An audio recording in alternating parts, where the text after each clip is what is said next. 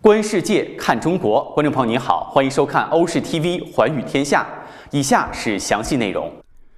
从9月30号星期四开始，法国的健康证适用范围扩大到12岁零2个月以上的青少年。最初，这项计划定于8月30号进行，在议会对卫生法进行表决后，被推迟了1个月。与成年人一样，12至17岁的年轻人如果从今年6月开始有资格接种新冠疫苗，将必须持有健康通行证才能进入某些地方进行活动。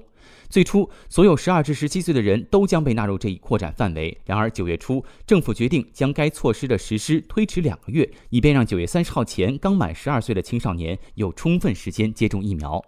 根据相关数据，将健康证扩展到这个年龄段，应该涉及大约500万年轻人。正如法国政府的门户网站所提醒的那样，他们将必须携带2维码，证明已经完成疫苗接种、筛查测试不足72小时的阴性，或者可追溯至少11天且不足6个月的新冠肺炎康复证书。关于从10月15号起收取筛查费用的问题，政府希望对未成年人保持免费。未成年人将被要求出示健康通行证，以进入电影院、体育馆、游泳池、餐馆和咖啡馆。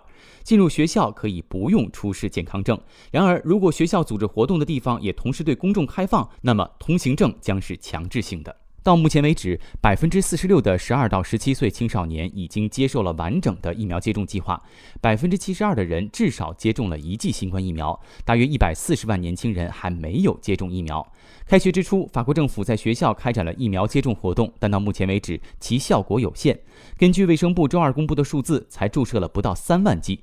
法国卫生部在新闻发布会上表示，在获得家庭支持方面，有时会有一些困难，因为12至15岁的青少年的疫苗接种需经父母双方至少一方的同意。从16岁开始，年轻人可以自行决定接种疫苗，而不需要父母的授权。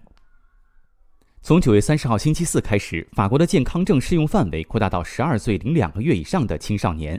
与成年人一样，12至17岁的年轻人如果从今年6月开始有资格接种新冠疫苗，将必须持有健康通行证才能够进入某些地方进行活动。那么，法国民众对这个措施怎么看呢？Que pensez-vous de l'extension du pass sanitaire aux mineurs de moins de 12 ans?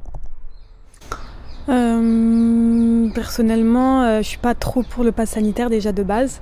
Donc pour les moins de 12 ans, je trouve que c'est un peu radical. Enfin voilà. Moi je pense que ça peut être une bonne chose parce qu'au moins on protège une plus grosse partie de la population et après d'un autre côté on se pose des questions parce que est-ce qu'on a le droit ou est-ce que le gouvernement a le droit d'imposer ça à des enfants? Le pass sanitaire de la vaccination à tous les enfants, moi je trouve que c'est un peu tiré par les cheveux, en sachant que les personnes qui sont à risque, c'est les personnes âgées, à ce que j'ai compris. Donc mettre ça aux enfants de moins de 12 ans, ça se partage.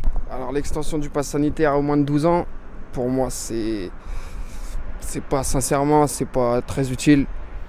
Parce que déjà, regardez, on est dans les salles de classe, même moi je suis encore étudiant, on est dans des salles de classe, tout le monde a le masque, ça se passe très bien. Ça sert à rien d'enlever des trucs ou rajouter, on en a assez. Moi je trouve que là ça y est, il faudrait reprendre pareil qu'avant. Notre routine, sans masque, sans rien. Le gouvernement va proposer de pouvoir recourir au pass sanitaire jusqu'à l'été prochain. Qu'en pensez-vous? Pas un peu pareil. J'ai pas trop d'idées là-dessus. Ça va contraindre beaucoup de gens à se faire vacciner malgré leur volonté de ne pas se faire vacciner. Et voilà. Le pass sanitaire jusqu'à l'été prochain, moi je pensais que ça allait s'arrêter là, à la rentrée. Donc je viens de l'apprendre du coup sur le coup là avec votre question. Non, moi je voulais que ça s'arrête. Moi. Ça y est, on en a marre, on a envie d'être libre, que ce soit comme avant quoi. Voilà. Enfin, non, pour moi je trouve que c'est pas nécessaire. Ça nous a déjà pas mal abîmé notre été cet été-là. Donc pour avoir le prochain été comme ça, non franchement, je suis pas pour. Vraiment pas pour. Pensez-vous qu'avec ces 2 nouvelles mesures, la situation sanitaire va réellement s'améliorer en France? Peut-être, je sais pas trop en fait. Si les gens se font vacciner, on a moins de risques d'être contagieux et de contaminer les autres avec ce virus. Mais après, est-ce que ça sera vraiment efficace? faudra voir à long terme, je pense. Après, je suis pas sûre à 100%. Voilà. Moi, je pense que la situation sanitaire, elle s'est déjà améliorée.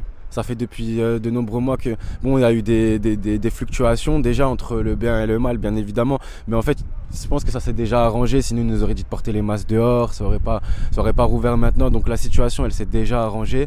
Je pense que ça va pas plus s'arranger que ça au final. Ça va peut-être diminuer de quelques pourcentages et encore, ça va réduire le risque d'infection en fait, tout simplement. C'est juste réduire le potentiel risque en fait.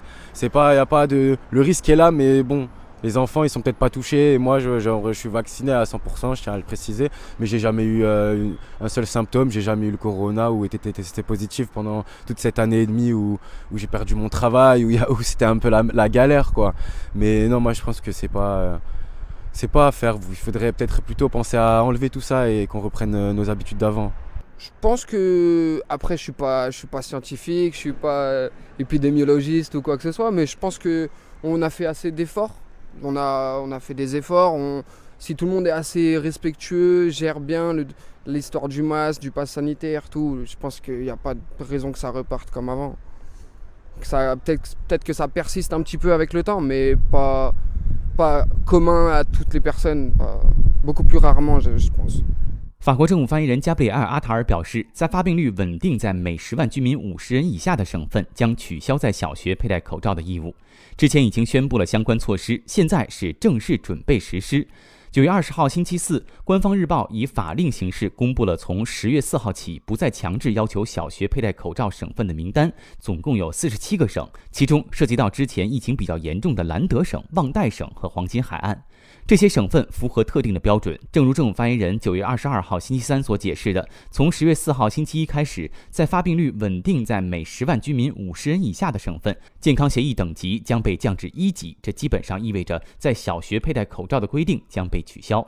教育部长让·米歇尔·布朗凯在接受媒体采访的时候表示，这些省份的疫情指数要连续5天低于50，相关规定才会生效。英国陆军卡车司机将接受培训，并被部署到英国加油站运送燃料，其目的是结束因缺乏送货人和司机恐慌加油而造成的汽油短缺。在英国，军事人员正在接受训练，以填补卡车司机的空缺。这个问题导致加油站出现燃料短缺，焦虑的驾驶者在加油站挤破了头。